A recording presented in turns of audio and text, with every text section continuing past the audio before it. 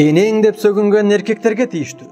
Күндөрдүн биринде пайгамбарыбыз саллаллаху алейхи вассалам сахабалар менен бирге отурганда аларга мындай деп айтты.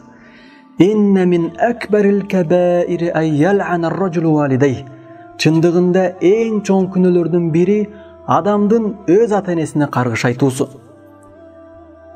Кыйла я Расулуллах, кайфа ял'ану ар-раджулу валидей?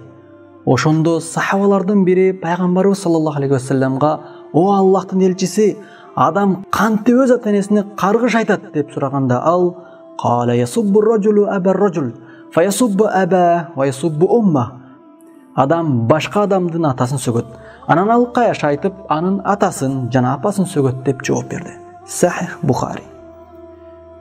Демек, кайсы бир адам башка бирөө менен урушуп кеткенде, аны энеңди, атаңды деп сөгүнгөнү өз ата-энесине каргыш айтканга жана аларды сөккөнгө барабар болот. Ал сөгүнгөн үчүн күнөө алат. Андан тышкары башкалардын ата-энесин сөккөндүгү үчүн өз ата-энесине каргыш айткандай күнөө алат. Андыктан энеңди, атаңды деп сөгүп жатканда кимди сөгүп жатканыңды, кандай күнөө алып жатканыңды абдан ойлонгон бир тууганым. Aqulu qawli hadha wa astaghfirullah li wa lakum. Assalamu alaykum wa rahmatullahi wa barakatuh.